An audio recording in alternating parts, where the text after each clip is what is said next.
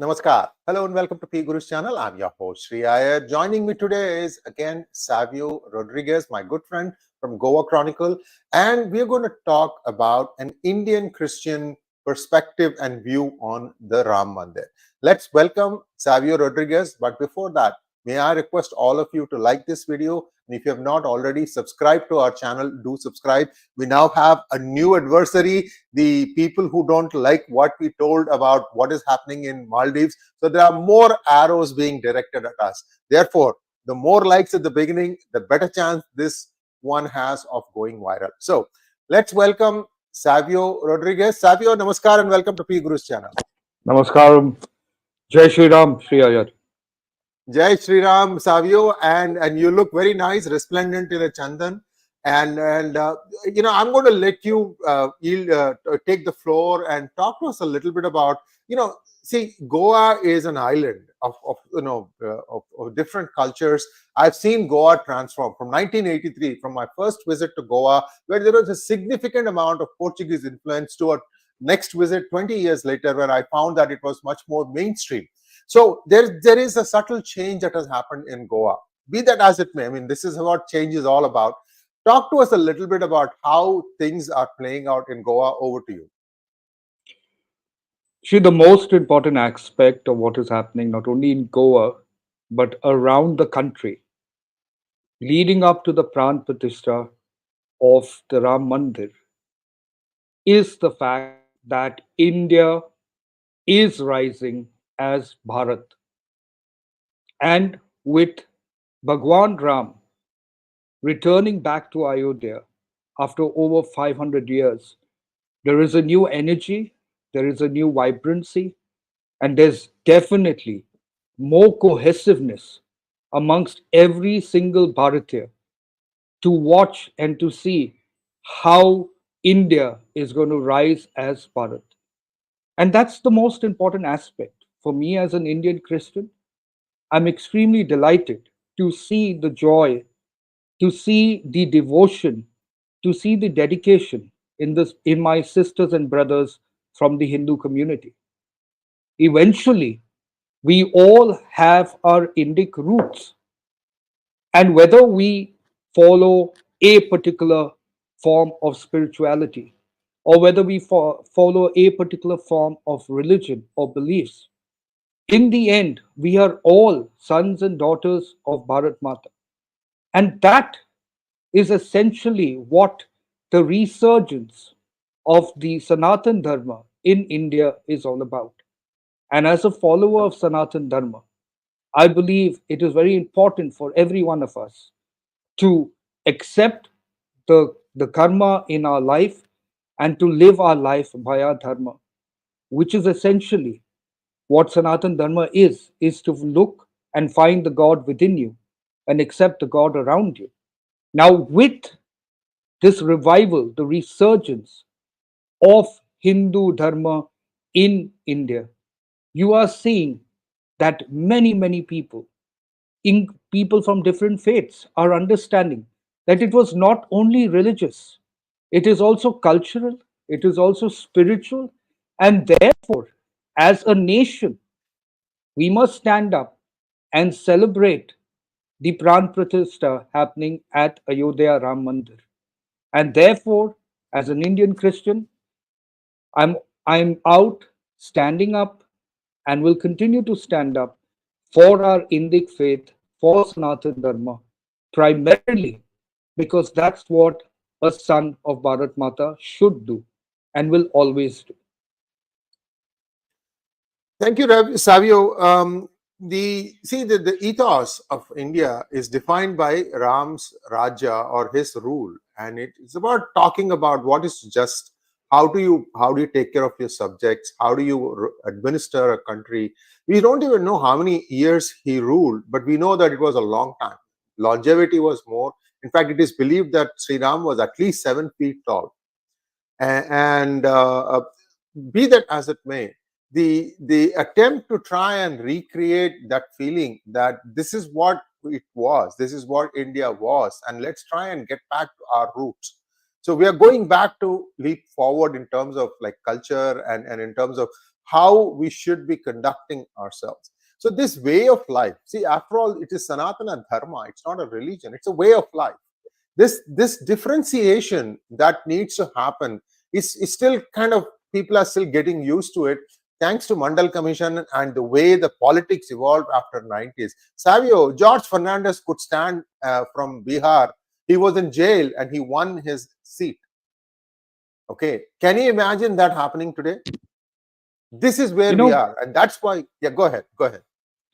Sree, the most important aspect is keeping politics aside. One must appreciate the fact that Bharat was a land of spirituality and culture. We are all rooted through spirituality and culture. I come from a Yes, Christian faith. I come and I believe in the teachings of Jesus, but I also read the Bhagavad Gita.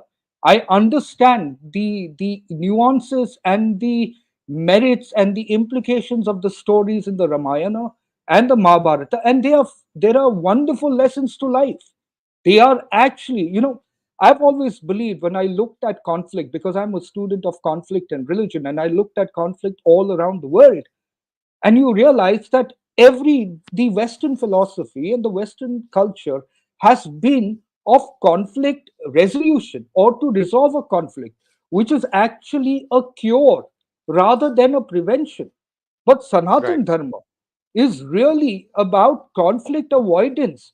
How, if you read through the Mahabharata, for example, you look at the conversations that happened between Krishna, between Arjun, between even the Pandavas and the Kauravas, and how war became the last option when everything else failed. So dialogue is the way forward to any conflict. And therefore, if you see why the world is becoming receptive to Sanatan Dharma beliefs and Sanatan Dharma practices, is because they are finding that it is working more towards conflict avoidance, which is prevention, which is better than a cure, right? Conflict avoidance is better than conflict resolution.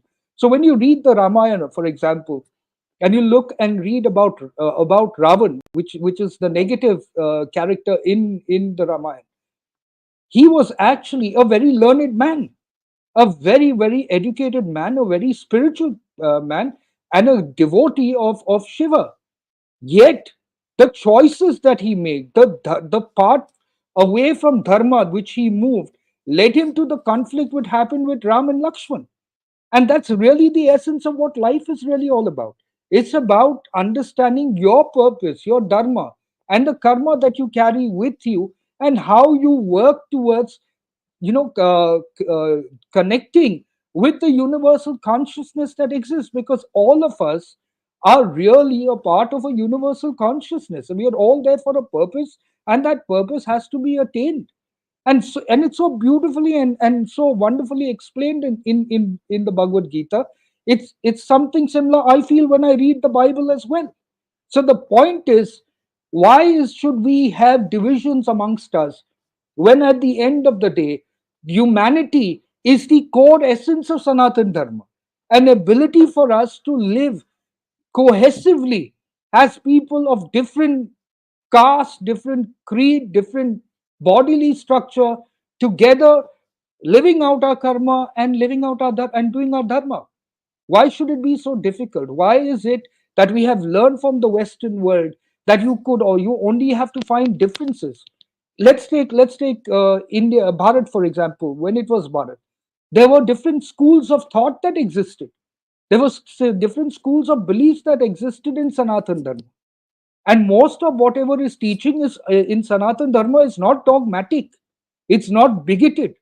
It is about understanding your consciousness and about understanding the consciousness around you, including nature, the value to a woman, the sacred feminine, the value to life, to animals, the importance of an animal like a cow, how it brings out a certain aspects of spirituality and its giving towards humanity.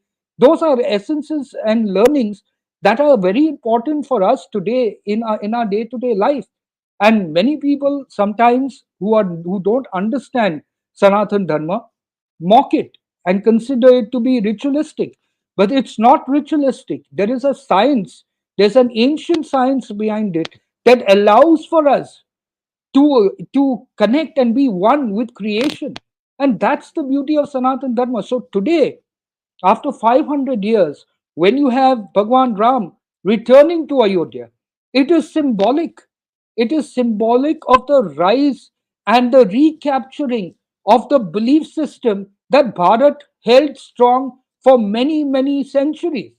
It was the beacon of humanity, it was a beacon of peace to the rest of the world. Because if you go by Bharat's history, we never entered into war with any person. We were Very invaded, true. yet we tolerated, we learned, we evolved. Our faiths did not diminish, our spirituality did not diminish, our cultural essence did not diminish, and more importantly, our Sanatan Dharma ethos has not diminished. That's why Bharat is rising today. It is rising because collective consciousness is coming together for the good of Bharat. That's why. Thank you so much, Savio. And we have a few questions from our viewers, and let's take a few questions from, if you have a little bit of time, Savio, and then we can continue this discussion. Let's take some questions, please. Nemala Vasudeva Prasad, thank you for becoming a YouTube member. You do have access to our Ram Mandir tune that you can use for your ringtone. Maggot Ranga wants to know, Jai Sri Ram, PM met church leaders on Christmas and all of them seemed happy. Would you consider this a start of change of heart towards Modi ji / BJP? I think there are several Christians, whether they are leaders or whether they are simple voters, who have a lot of confidence in what Prime Minister Modi stands for. And he primarily stands for development. He primarily stands for the growth of India that is rising as Bharat. Yes, you will have certain members within the Christian community that may not favor Prime Minister Modi and may not favor the BJP, and that's fine. Eventually, people will realize and learn that Prime Minister Modi is working for India, he's working for Bharat. And in Bharat, there is also a community, which is the Christian community, that is also the son and daughter of Bharat Mata. A mother does not distinguish between her children. It's as simple as that. So Bharat Mata loves a Christian, a Muslim, a Sikh, a Hindu, all the same. Here's a good question from a viewer. Tyagarajan Shankaran wants to know, what according to you is the real reason for the opposition to boycott the Ram Mandir Pran Pratishta? Well, okay, I don't have a logical answer to that, but let me give you a humorous answer. There is a general belief that people don't enter temples or churches when they have a questionable character. I'm being humorous and saying maybe the questionable character is not allowing them to enter over there. Maybe they need to exercise some of their demons. Thank you so much, Savio. That was a very crisp thought process that I heard, and I think this applies to all of us. And there were also now more and more instances, like you said, that the inclusivity part is shining, because all the schemes that have been implemented by this government are for pan India. Nobody is being asked, okay, if you are belonging to this community, therefore you shall get more, or somebody gets less. Everybody gets the same. And this is now beginning. So 10 years is a long time. A lot of schemes have been implemented. They have reached the common man. And that, I think, is the most important thing, to take everybody along and share in the prosperity of Bharat Mata. Thank you so much, Savio. And we'll be back again, viewers. Savio and I are going to discuss the second, in part 2 of this Maldives stuff, probably in a couple of days' time. You saw the kind of commotion. In fact, Savio, that is still doing the rounds. A lot of people are still watching the video. I don't have the geography. I'll share that statistics with you. A lot of people are still watching. We have set up, we have poked the bee's horn nest here, and a lot of people are beginning to realize the dangers that this particular individual poses as the president of Maldives. Let's see how this thing plays out. And thanks once again, and namaskar. Namaskar.